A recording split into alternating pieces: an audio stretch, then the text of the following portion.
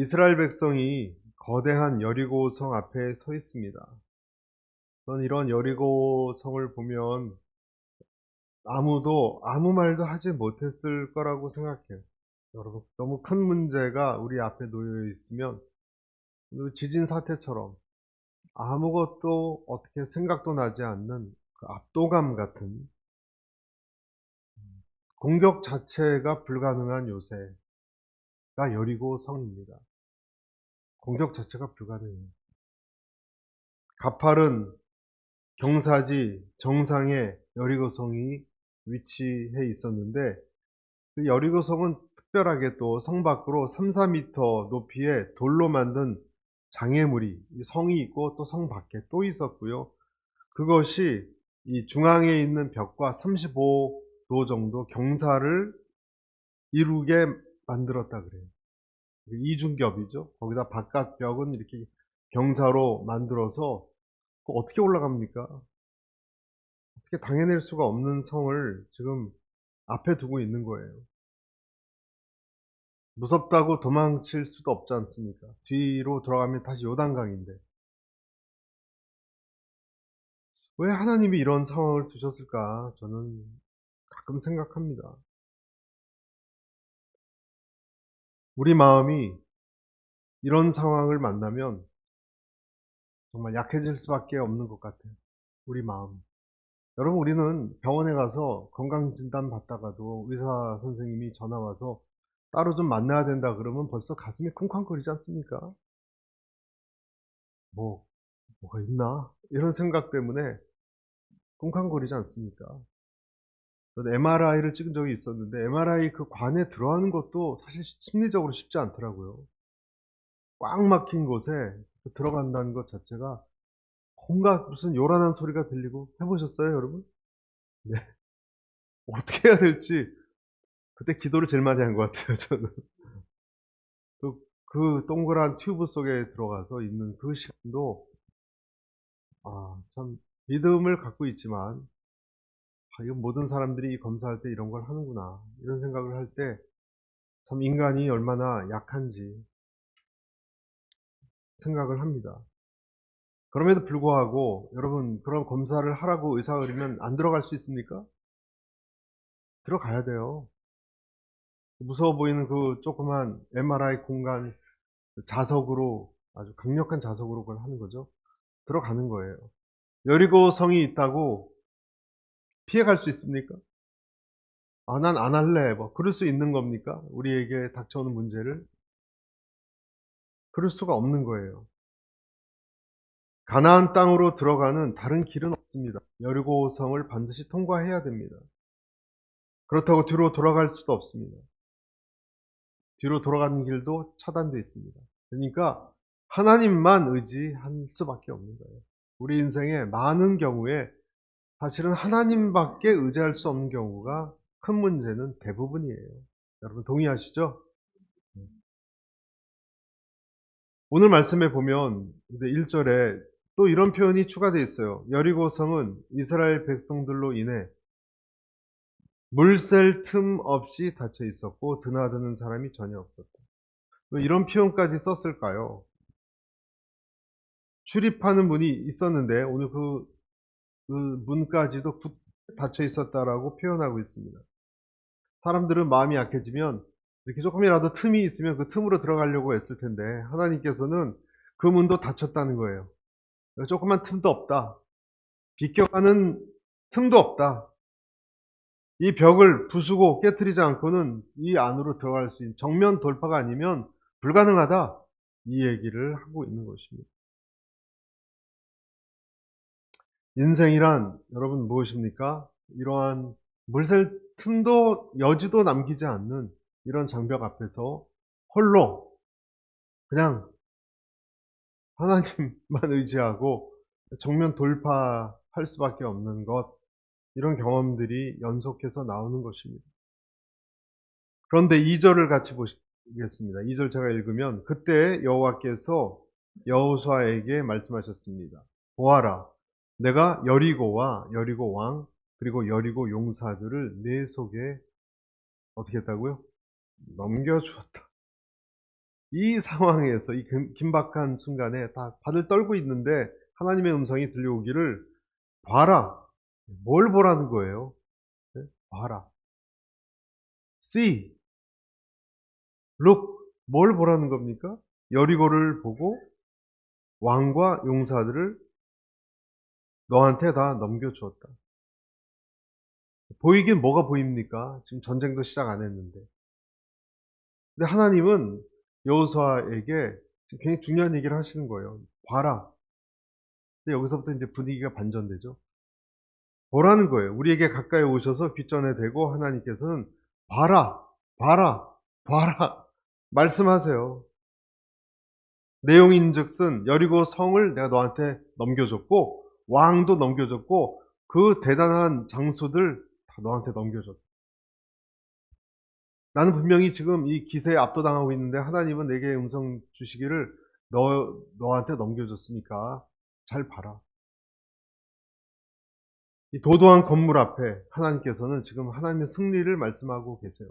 이것이 우리에게 참 한편으로는 믿음으로 이 음성을 듣기 때문에 든든한데 현실로서는 도저히 이해가 가지 않는 거죠. 미리 하나님은 전리품 같은 것을 말씀하고 계세요. 왕도 넘겨줬고 용사들도 넘겨줬다. 하나님이 싸우시겠다. 그것도 아니에요. 네 손에 넘겨줬다. 그러니까 너의 밥이다. 그 얘기입니다. 네 손으로 이것들을 이루겠다. 하나님은 뭐라고 말씀하시냐면 여러분 우리는 싸움을 하지 않았습니다. 아직. 그런데 하나님께서는 우리에게 네 손에 이미 넘겨줬다. 싸움은 이미 끝났다.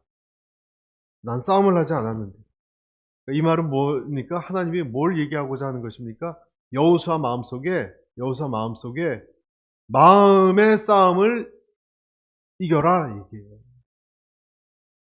마음부터 너는 잘 다잡아야 된다라는 얘기예요.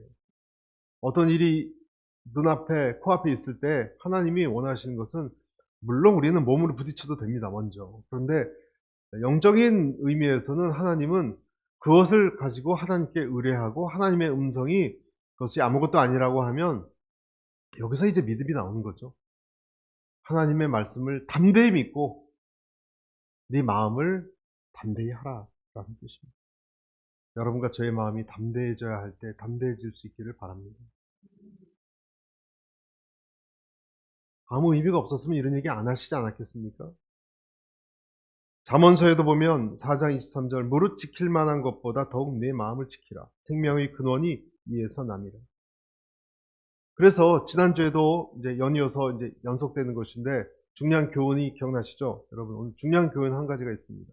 그것은 무엇입니까? 하나님이 나에게 넘겨주셔야 무엇이든지 해결이 가능합니다. 하나님이 허락하셔야 이길 수 있습니다. 하나님이 내 편이 되어주셔야 성을 금을 가게 하건 함락시키건 할 수가 있습니다. 하나님의 마음이에요. 결국은 하나님의 마음이에요. 그러니까 하나님이 이런 얘기를 하신 거예요. 하나님이 어떻게 마음을 먹냐에 따라서 적군을 완전히 성을 이기게 할 수도 있고 반대로 우리를 지게 할 수도 있어요. 사사기에 2장 14절에 이런 말씀이 있어요, 여러분. 이스라엘에 대한 여호와의 진노는 더욱 컸습니다. 여호와께서는 그들을 약탈한 침략자들이 손에 넘겨주셨습니다. 침략자들은 이스라엘을 약탈했고 여호와께서는 여기서 그들은 이스라엘이에요. 이스라엘을 주변 원수들이 손에 팔아넘기셔서 더 이상 이스라엘의 원수들을 당해낼 수 없게 되었습니다. 여기서 그들이 이스라엘인데 하나님으로부터 멀어져간 이스라엘, 죄악 속에 있는 이스라엘을 하나님이 다른 민족에게 넘겨줬다 그러시는 거예요. 여러분 하나님이 우리를 다른 민족에게 넘겨주면 끝이에요. 하나님의 마음이에요. 하나님의 마음이 너희들 안 되겠다 하고 어느 것을 탁 막으면 아무도 내가 아무리 발버둥을 쳐도 이겨낼 수 없다는 것이고 또 반대로 하나님이 마음을 먹으면 내 앞에 어떤 것이 있어도 해낼 수 있다는 거예요. 그러니까 관건은 무엇입니까? 관건은 하나님의 마음이 나에게서 머물러 있느냐 떠났느냐? 굉장히 중요합니다, 여러분. 하나님의 마음이 여러분에게 머물러 있습니까? 그것이 관건이라니까요. 다른 것은 사실 소용없어요. 하나님의 마음이 그 가정에게 머물러 있느냐? 나에게 머물러 있느냐? 내가 하나님의 마음이 머물러 있는 그런 자세가 되어 있느냐? 아니냐? 그것이 모든 걸 결정합니다. 믿으시면 아멘 하시기 바랍니다. 그래서 하나님께 예쁘게 보이는 것이 어떤 면에 불쌍히 여김을 받는 것이 중요한 거예요. 우리의 일반적인 생각하고는 좀 다르죠. 내가 뭘 할 수 있다고 생각하는 사람에게는 제 얘기가 전혀 잘 이해가 되지 않을 거예요. 잘 이해가 되지 않을 거예요. 그런데 하나님과의 이 믿음에서 점점 인생을 살면서 깨달아가는 사람은 무슨 말씀인지 알아요. 이것이.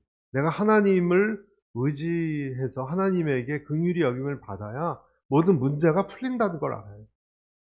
내가 무엇을 잘 누구 뭐 이렇게 실력이 있고 사람과의 그런 걸 잘해서 문제 푸는 게 아니고, 그것도 물론 해야 됩니다만, 하나님이 나를 어떻게 보느냐 이를 민감하게 아는 사람이 결국 그 일을 해내고 그걸 뚫는다고요. 그렇지 않으면 해결이 안 돼요. 그런 일이 있지 않습니까, 여러분? 열심히 다 됐는데 이상하게 안 돼, 이상하게. 이해가 안 가. 다 됐는데 나만 이 일이 막혀요. 나는 누가 봐도 오버 퀄리파이드. 나는 다 했어요, 내가 할 수 있는. 그리고 안 될 리가 없는데 그 일이 안 되는 거. 그런 경우가 있습니다. 그런 사람들은 내가 하나님 편에 있는가? 지난주 그랬죠? 내가 하나님 편에 서 있는가? 아니면 내가 내 욕심 편에 서 있는가? 그걸 분별해야 됩니다. 내가 하나님 편에 서 있지 않다면, 오늘 여리고 성 앞에서 여러분 여호수아가 하나님 편에 서 있지 않다면 그가 스파이를 보내건 다른 민족과 연합으로 뭘 애워싸건, 아니면 무슨 문지기를 매수를 하건, 아니면 거기 폭격을 하건, 네, 폭격은 할 수 없었겠지만 뭘 불덩이를 던지건 절대로 그 성은 불가능합니다. 그 문제 해결 불가능했을 것입니다. 그러나 내가 주님에게 서 있고, 그리고 내 신의 주님 앞에서 신이 벗겨져 있다면, 내 발에 신을 벗으라 그랬잖아요. 그렇게 되어 있다면, 여러분, 내가 하나님과 함께 이것을 감당할 수 있습니다. 감당할 수 있습니다. 오늘 여리고를 에워싸고 행진하는 것은 여러분 싸움을 연상시킵니까? 아니면은 뭘 연상시키죠? 하나의 찬양대 행렬 같지 않습니까? 싸움입니까 이게? 예배자들의 무슨 행진같이 싸움이라고 보기는 어려워요. 근데 그것이 사실은 핵심이에요. 이것은 하나님의, 지난주 그랬잖아요. 이것은 내가 통치하는 거룩한 땅이라고. 예배자의 모습이 있을 때 무너지는 거예요. 여러분, 어떤 문제든지 내가 어떤 것을 막 돌격 앞으로 이렇게 싸워서 해결되는 것이 있을 수 있지만, 큰 문제는요 그렇게 되는 게 아니에요. 그렇게 되는 게 아니라 하늘과 열려 있어야 되고, 내가 예배자의 행렬을 하고 있을 때 진짜가 무너지는 거예요. 할렐루야. 여러분 가정에, 여러분 개인의 삶에 예배자의 행렬이 있을 때 그 가정의 뿌리에, 잘못된 뿌리가 무너질 줄로 믿습니다. 여러분, 자녀의 문제건 이것은 어떤 세상적인 그 수단의 문제가 아니에요. 차원이 다른 거예요, 여러분. 차원이 다른 거예요. 우리 아이가 정신적으로 아프다. 여러분, 무슨 약물로 됩니까, 이게? 이건 영적인 문제예요. 예배의 문제예요. 우리 가정에 어떤 해결할 수 없는 어떤 게 있다. 기도의 문제예요. 그렇게 말씀하시고 구체적으로 오늘 방법에 대해서 말씀하고 계신데요. 3절에서 5절 한 절씩 읽겠습니다. 제가 먼저. 모든 군인들은 그 성을 둘러싸라. 그 성을 한 번 돌아라. 6일 동안 그렇게 하여라. 그리고 7명의 제사장이 법궤 앞에서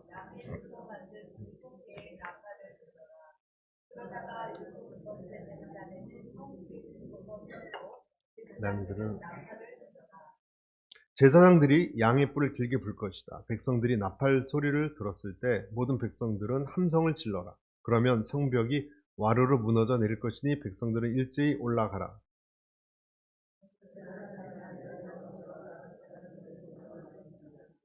너희는 언약궤를 메라. 7명의 제사장이 7개의 양뿔 나팔을 들고 여호와의 거기까지입니다. 성 주위를 돌라고 얘기했는데요. 며칠 동안 돌라고요? 6일 동안. 6일 동안 돌라는 것이고요. 마지막 날에는 7번 돌라 그랬습니다. 하루 동안 그냥 하루에 다 끝내버리는 게 아니에요.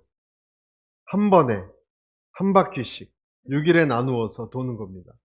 왜 이런 식의 방식을, 이 방법을 왜 하나님이 주셨을까?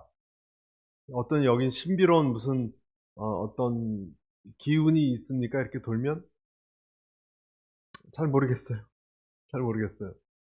그냥 그 방법을 하라라고 말씀하셨어요.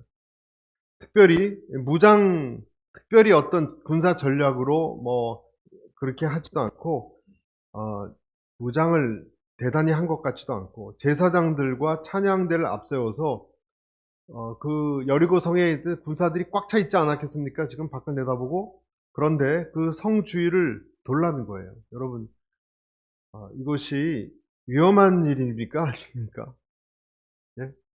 성 주위를 돌고 있을 때 화살이라도 날아오면 어떻게 해요? 화살로 또는 창으로 또는 기름을 붓거나 하면 어떻게 됩니까? 이 방법이 참 희한한 것이, 또 이것을 순종하기가 어려웠을 수 있던 이유는 군사적 관점에서 봤을 때 너무 이것이 해괴망측한 방법이에요. 이해가 되지 않는, 우스꽝스럽게도 보이는. 돌면서 또 말도 하지 말래요. 어떻게 보면 좀 희극적이라고 그래야 되나요? 이해하기 어려운 이런 일을 7일 동안 견뎌내야 했어요. 7일 동안. 저는 생각해 봅니다. 이런 명령을 만약에 광야 생활을 그 시절 중간에 이 명령 받았으면 백성들이 순종할 수 있었을까? 여러분 어떻게 생각하세요? 순종할 수 있었을까요? 아마도 그들은 돌을 들고 모세나 그때 모세가 있었을 때니까 모세에게 달려들었을 겁니다. 무슨 말이냐? 무슨 말을 하고 있는 거냐고, 지금 다 죽일 생각이냐고, 애굽으로 돌려달라 이런 얘기를 했을 겁니다. 그런데 지금 40년을 엄청 고생을 했어요. 이스라엘이 고난을 거치면서 순종을 배웠습니다. 하나님은 오늘 그 백성들이 이제 순종할 만한 때가 됐을 이때 이런 명령을 주셨던 거고, 그리고 명령을 그들은 들었다는 거예요. 첫 번째 명령은 침묵 명령입니다. 하나님이 첫 번째 명령은, 오늘 우리가 읽은 데는 나와 있지 않지만 제가 다음 구절 읽어드릴게요. 여호수아서 6장 10절에 하나님이 침묵 명령을 하셨어요. 여호수아가 백성들에게 명령했습니다. 너희는 외치지 말고 소리도 내지 말라. 입 밖에 아무 말도 내지 말고 내가 외치라고 명령하는 날에 외치라. 무슨 명령을 주셨다고요? 예, 침묵 명령을 주셨어요. 왜 그러셨을까? 여러분, 우리는 원망이나 불평이나 이런 말들이 얼마나 내 자신뿐만 아니라 공동체를 오염시키는지 잘 알고 있습니다. 말을 조심하라는 거예요.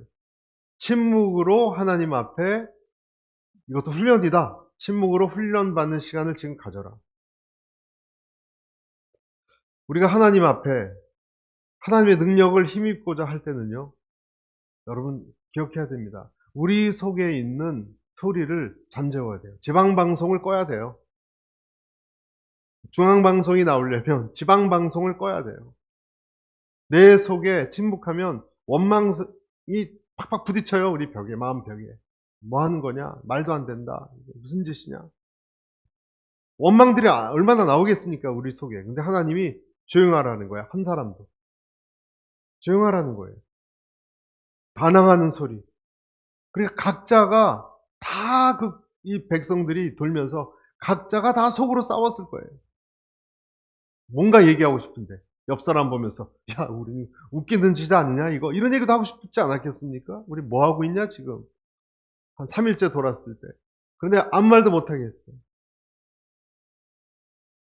며칠 동안 6일 지나고 7일째 하나님이 양각 나팔 소리를 들리게 할 때까지. 양각 나팔 소리가 들릴 때 소리 지르려고 그랬거든요. 양각 나팔은 무엇입니까? 양각 나팔은 은으로 된 나팔도 아니고 어떤 그 큰 예의식 때 쓰는 것도 아니에요. 투박하게 생기고 소리도 둔탁하고 모양도 없습니다. 여러분 소리도 둔탁하고요. 양각 나팔은 이 양뿔에서 속을 파내서 만든 나팔이거든요. 아무것도 아니에요. 그리고 모양새도 없어요. 별 볼일 없어 보여요. 그런데 여러분 이것이 마귀의 세력을 뒤집는 하나님의 능력이 나타난 통로가 됐어요. 양각 나팔 소리는 뭘 의미하느냐? 하나님이 여기 있다. 하나님이 함께 계시다. 그것을 의미하는 거 아니겠습니까? 양각 나팔 소리가 울릴 때까지 아무 소리 하지 마. AD 4세기에 그 성 안토니라는 사람이 있습니다. 수도원 운동, 수도원 너무 카톨릭이 썩어서 수도원에서 우리가 하나님을 찾자 수도원 운동을 일으켰던 사람 중에 안토니라는 사람이 있는데 그 사람은 이렇게 얘기했어요. 불이 붙으려면 먼저 건조하게 돼야 된다. 불이 붙으려면. 침묵 기도는 영혼을 건조시키는 작업이다. 영혼에 불을 붙이는 작업 같은 것이다. 침묵 기도를 하면 내 영혼이 건조해진다는 거예요. 불이 붙기 쉽게. 그런 표현을 썼습니다. 개인적으로 하나님하고 이것이 불 붙기 전에 나아가는 시간을 제사장이 부르는 양각나팔 소리가 이르기 전까지 그들은 하나님 안에서 이것을 축적하고 하나님 안에서 묵상하고 하나님께 나아가는 시간을 가졌다는 거예요. 언제까지? 하나님이 너와 함께 한다라는 이 의미를 주는 양각나팔 소리가 들리기까지. 이것이 우리가 들어야 될 첫 번째 메시지예요, 여러분. 침묵을 주님께서는 우리에게 명하세요. 침묵을 명하실 때는 명령을 따라야 되는 거예요. 그 뜻은 무엇입니까? 믿음이에요. 소리를 내지 말고 여러분과 제가 속한 그곳에서 하나님께 기도하셔야 돼요. 아멘. 기도로 나아가셔야 돼요. 모든 것을 주님에게 맡기고 응답이 없어도 히브리서 11장 7절 8절 믿음으로 노아는 아직 보지 못하는 일들에 대해 경고를 받고 자기 집안의 구원을 위해 경외함으로 방주를 지었으며 이로 인해 그는 세상을 단죄했습니다. 또한 그는 믿음으로 인해 의의 상속자가 됐습니다. 믿음으로 아브라함은 부르심을 받았을 때 순종해 장차 유업으로 받을 곳으로 나아갔습니다. 그런데 그는 어디로 가는지 알지 못하고 나아갔습니다. 여러분, 내가 의뢰하는 자에 대한 신뢰가 있을 때 이렇게 할 수 있어요. 만약에 하나님에 대한 신뢰가 없었다면 그냥 대열에서 뛰쳐나갔을 거예요. 아, 더 이상 못하겠다. 나 기도 못하겠다. 아유, 나는 제외시켜달라. 어떤 면에서는 이러한 행동이 무모해 보이지만 아무 말도 하지 말라 그랬거든요. 노아는 그때까지 산꼭대기에 여러분 거대한 축구장만한 배를 120년 동안 지었어요. 아무 말 하지 않고. 누가 뭐라 그래도 잘 모르겠다. 당신 미친 사람 아니냐? 어떻게 산에다 배를 짓느냐? 그래도 너가 뭐라고 설명을 어떻게 합니까? 하나님이 가르쳐 준 것만 알고 있는데 아무 설명을 못해요. 또 84년을 기다렸던 안나 여 선지자는 어떻고요? 당신 뭘 그렇게 기다립니까? 지금 83년째 기다립니다. 무슨 대답을 할 수 있겠어요? 1년만 기다리면 그가 오십니다. 얘기할 수 있었겠어요? 언제 오실지 모르는데. 다 하나님을 이해하는 것 아니에요. 여러분, 침묵이라는 것은 네가 다 이해 못해도 기도해란 뜻이에요. 첫 번째, 침묵을 명령하셨고요. 오늘 여리고성은 또 한 가지, 그러면 저를 따라서 순종의 명령이에요. 여리고성의 행진은 하나님 한 분을 의지하라는 요구죠. 즉 하나님이 이것이 A다라 그러면 따라오라. 그럼 A를 그냥 그것을 따라가는 거예요. 따라가는 거예요. 그런 삶을 살아내라는 거예요. 하나님은 믿음의 기도와 함께 믿음의 행동을 살기를 원하세요. 여러분 우리가 쉽게 생각하기에 천사를 보내서 그냥 하늘에 여리고성 와당탕 이렇게 불로 그냥 무너뜨리면 되는 거 아닙니까? 10분이면 해결되잖아요. 10분이면. 하나님이 할 수 있잖아요. 하늘에서. 불덩이가 내려오든지 뭐 지진이 일어나든지. 그런데 왜 이스라엘 백성들로 하여금 이런 행진을 요구하셨느냐는 거죠. 왜 이런 걸 요구하실까? 하나님은요, 저와 여러분 기도하지 않아도 즉시 기적을 일으킬 수 있어요. 0.1초 사이에. 근데 왜 그러셨을까? 우리의 순종을 보기를 원하시다. 그러니까 그 말은 바꿔 얘기하면 우리가 순종의 모양을 하나님께 보여드려야 되는 거예요. 이 세상 사람들의 눈에는 바보 같죠. 이 세상 사람들의 눈에는 군사 행진을 해야 될 사람들이 이런 이상한 행동을 하는 것은 제일 먼저 들었던 갈등이 그런 것 같아요. 저는 이런 행동에 도대체 우리가 뭘 하는 건지 모르겠다. 그렇죠? 뭐 하는 거냐? 기도만 하고 침묵만 하라뇨. 그리고 그냥 기도로 이거 돌면서 기다리라뇨. 우리가 뭐 바본 줄 압니까? 그럼 이 성이 뭐 어떻게 된대요? 아니 이런 예배 행렬로 어떻게 이깁니까? 여러분 보통 우리가 가지고 있는 생각이 이런 거잖아요. 어떻게 예배하고 찬양하고 노래 부르는데 문제가 해결이 되냐고요, 여러분. 말 자체가 안 되잖아요. 지금 이것은 다른 식으로 접근을 해야 되는데 지금 그 생각 아니에요? 하나님 바보십니까? 때로는 이 생각에 하나님이 제동을 거시는 거예요. 적군이 화살 쏘거나 아까 말씀드렸죠. 창을 던지거나 뜨거운 기름을 부어버리면은 우리 정말 끝입니다. 어떻게 하라고요? 그런 질문을 합니다. 우리가 정말 우리 보러 바보가 되라는 게냐? 하나님 우리가 바보가 되라는 겁니까? 이 세상에 이 정말 이 날고기는 세상에 여러분 날고기는 세상에 어떻게 바보로 이렇게 하라고 하십니까? 하나님의 답은 뭔지 아십니까? 여러분 이럴 때 하나님의 답은요 바보가 되라는 거예요. 그냥 바보가 되라는 거예요. 창이나 활을 쏜다고? 그럼 그냥 맞아. 맞아. 그런 거 걱정하지 말고 내가 시킨 대로 해보지 않겠냐. 온갖 방법으로 우리가 이 세상을 살아가면서 내 머리로, 내 지혜로 문제를 해결하려고 막아보려고 할 때가 있습니다. 내 지혜와 내 요령과 내가 터득한 어떤 것을 통해서 살아야 된다. 우리는 바보 멍청이로 사는 것을 혐오하죠. 우리는 똘똘하게 살고 싶잖아요. 그렇지만 하나님은 다른 길을 다 막아놓고 내가 너한테 이야기한 이 방법으로만 하라 하시는 때가 있다는 거예요. 아멘. 근데 예수님이 여러분 이 세상 살아오셨던 방식이 바보 같은 방식이 아니었습니까? 사실 예수님을 보세요. 예수님이 사셨던 그 방법이 정말 어리석어 보이는 방식 아니었습니까? 그 권력과 그 힘을 다 쓸 수 있음에도 불구하고 십자가에 올라가지 않아도 되고요. 올라가셨어도 금방 내려오실 수도 있었어요.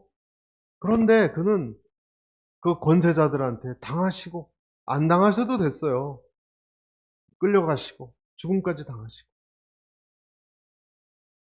그렇게 당신의 길을 그냥 계속 걸어가셨잖아요. 여리고성은 도대체 며칠이나 돌고 이 똑같은 일을 반복해야 됩니까? 여러분 매일매일 똑같아요. 여러분 총 몇 바퀴를 돌아야 되죠? 13바퀴 돌아야 돼요. 7일째는 7바퀴니까 6 더하기 7 13바퀴를 어떻게 돌아요 여러분? 마지막이 될 때까지 무슨 진전이라도 있었으면 좋았을 텐데 벽돌 하나 떨어지지 않았어요. 금 하나 가지 않았어요. 우리에게 있는 제일 큰 시험은 이런 거라고 생각해요. 그렇게 열심히 주님을 의뢰하고 헌신하고 기다렸는데 벽돌 하나 떨어지지 않아요.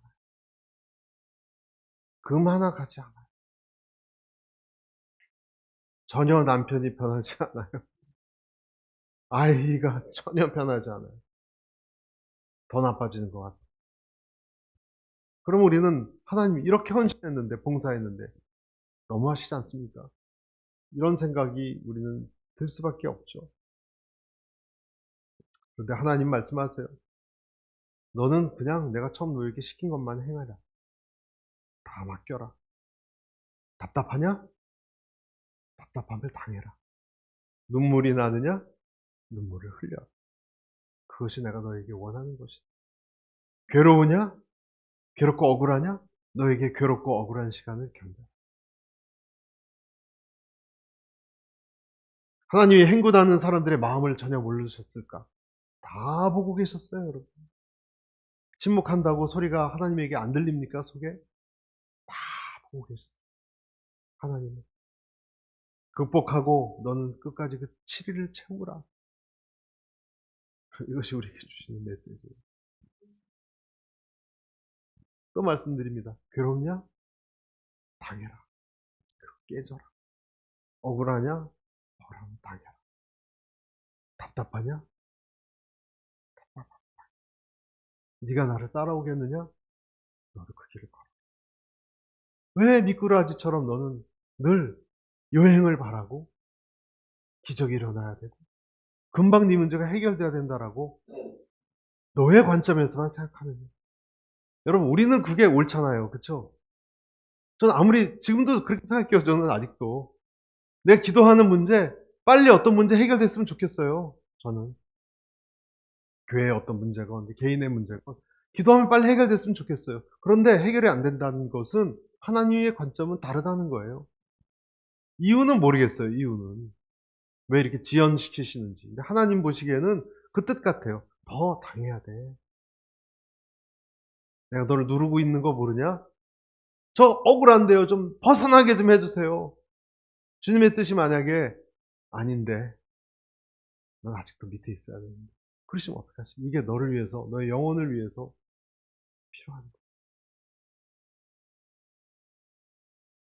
사람들이 저희들 보고 바보 같대요. 병신 같대요. 왜 예수 믿어서 그 고생하냐고. 여러분, 하나님께서는 우리에게 큰 무슨 이 세상의 보상을 약속하시지 않았습니다. 그러니까 그냥 겪으십시오. 하나님의 때까지. 그렇다고 우리가 다른 길을 택할 수도 없어요. 여러분, 다른 길을 택할 수도 없어요. 돌아갈 수도 없다 그랬잖아요. 그런데 여러분, 여기서 기억하셔야 될 게 우리를 불러내신 분이 누구예요? 이 길 인도하시는 분이 누구예요? 여기까지? 그럼 여리고성은 무슨 수가 있지 않으시겠어요? 하나님 편에서? 내가 택한 게 아니라 하나님이 나를 택했다니까요. 하나님이 나를 붙들고 가는 거예요. 그러면 알아서 하시겠죠. 알아서 하시겠죠. 여리고 성이라 하더라도 그렇잖아요. 택하신 족속이요. 내가 택한 하나님이요. 그게 아니잖아요. 택한 족속이 됐잖아요. 우리가 여기까지 끌고 오셨죠. 홍해도 갈랐잖아요. 요단강을 내가 갈랐어요? 난 발만 담갔어요. 하나님이 갈르셨잖아요. 여리고 성까지 당도시켰잖아요. 왜 걱정을 해요, 우리가? 그냥 하라는 대로 하면 되는 거죠, 우리는. 아멘? 우리는 돌아갈 수도 없고, 돌아갈 수 없는 것을 오히려 다행으로 여기세요. 할렐루야. 왜냐하면 하나님이 어쨌든 책임질 거예요. 여러분에게 믿음이 되시길 바라요. 우리는 이 세상에 어쩔 수 없는 나그네예요. 우리가 무슨 권력이 있습니까? 무슨 이 세상 사람만큼 재물이 있습니까?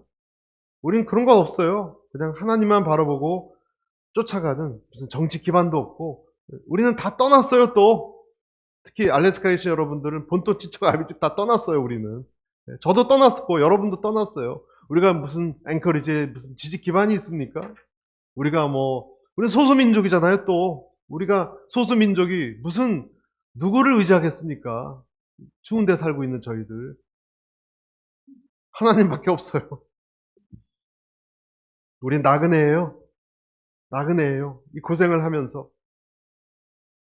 돌고 돌면 무슨 열매가 나옵니까? 무슨 보상이 나옵니까? 아무 기약도 없는, 어찌 보면 이 신앙생활이라는 것, 이 정말 추운 지방에서 나그네처럼 아무것도 나는 가진 것 없는, 어떻게 보면 나그네 같은 우리 한국 사람들, 또는 이곳에 계신 그리스도인들 다 똑같죠.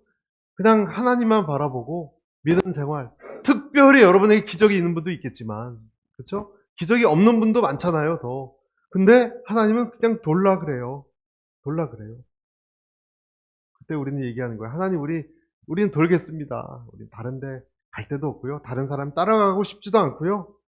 근데 우리에게 하나님은 큰 민족을 이룰 것이고 복의 통로가 된다고 말씀하셨으니까 그것은 믿는 거예요. 우리 어떤 존재인지는 믿어야 돼요.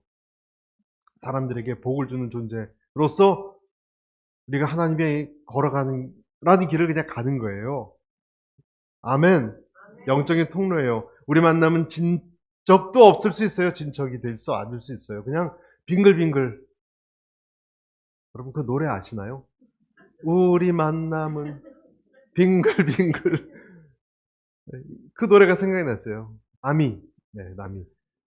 아시죠? 네. 빙글빙글 돌고 하나님이 우리에게 시키는 일이 그냥 빙글빙글 도는 거예요. 그냥 소득도 없고 기도와 섬김과 인내의 삶을. 갈라디아서 6장 9절에 우리가 선을 같이 읽습니다. 시작. 우리가 선을 행하되 낙심하지 말지니 포기하지 아니하면 때가 이름에 거두리라. 아멘. 여러분이 누굴 도와줘도 그 도와주는 사람이 여러분에게 땡큐 하지 않아도, 여러분이 그렇게 자녀에게 심혈을 기울였는데 자녀가 아무것도 나아지는 것 같지 않아도, 남편이건 여러분 아내건 그리스도인 방식으로 잘 대해줬는데 보상이 없어도 계속 그 길을 가는 거예요. 선을 행하라 그랬잖아요. 그러면서 낙심하지 말래요. 선을 행하면서 낙심하지 않는 방법은 하나님에게 힘을 얻는 거예요. 근데 그리스도인에게는요, 그게 가능해요. 넘칠 정도로. 왜냐하면 하나님으로부터 받는 게 너무 크니까. 이게 가능합니다. 하나님 없으면 불가능합니다. 여러분 한번 한 명이라도 이름을 대줘 보세요. 하나님 없이 계속 낙심되는 선을 행하는 사람 있습니까? 지구에? 없습니다. 그런 사람은 없습니다. 오늘도 보면 언약궤를 메고 돌았다는 것 기억하세요. 나 혼자 도는 것 아니에요. 주님도 같이 돕니다. 빙글빙글 도는 것, 두렵고 답답하고 괴로운 시간. 그러나